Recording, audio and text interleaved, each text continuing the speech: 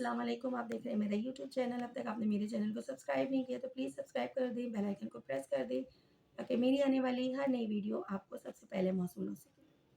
آج کی اس ویڈیو میں ہم بات کریں گے عشرۂ ذی الحج اور یوم عرفہ کا روزہ. حضرت ابو ہریرہ رضی اللہ عنہ سے روایت ہے کہ نبی کریم صلی اللہ علیہ وآلہ وسلم نے فرمایا, دنوں میں سے کسی دن میں بھی بندے کا عبادت کرنا اللہ تعالیٰ کو اتنا محبوب نہیں ہوتا جتنا کہ عشرۂ ذی الحج میں محبوب ہے. یعنی ان دنوں کی عبادت اللہ تعالیٰ کو دوسرے دنوں سے بہت زیادہ محبوب ہے. اس عشرے کا ہر دن کا روزہ سال بھر کے روزوں کے برابر ہے اور ہر رات کے نوافل شب قدر کے نوافل کے برابر ہیں. جامع ترمذی. حضرت ابو قتادہ رضی اللہ عنہ سے روایت ہے کہ نبی کریم صلی اللہ علیہ وآلہ وسلم نے فرمایا, میں اللہ تعالیٰ سے امید رکھتا ہوں کہ عرفہ کے دن کا روزہ اس کے بعد آنے والے سال اور پہلے والے سال کے گناہوں کا کفارہ ہوگا. جامع ترمذی. حضرت ابو قتادہ کی ایک طویل حدیث صحیح مسلم کے حوالے سے زیر عنوان ہر مہینے کے 3 نفلی روزے پہلے میں ذکر کر چکی ہوں.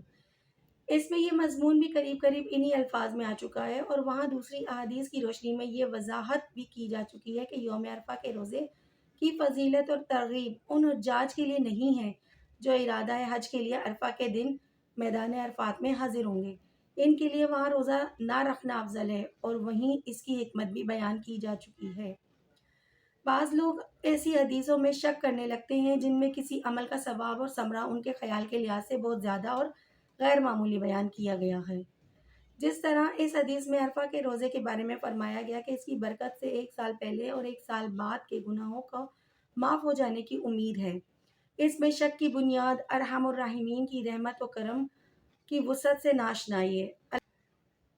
اللہ تعالیٰ انتہائی کریم اور مختار ہے. جس دن کے جس عمل کی اپنے کرم سے جتنی بڑی چاہے قیمت مقرر فرمائے. سال کی ایک رات لیلۃ القدر کو اس نے خیر من الف شہر 1000 مہینوں یعنی تقریباً 30,000 دنوں اور راتوں سے بہتر قرار دیا ہے. یہ اس کی کریمی ہے, یہ اس کی شان ہے کہ وہ جسے چاہے جب چاہے بخش دے. اللہ تعالیٰ مجھے اور آپ کو بھی اپنی رحمت کے صدقے میں بخش دے, ہماری مغفرت فرمائے. اپنی خاص دعاؤں میں مجھے بھی یاد رکھیے گا. اللہ حافظ.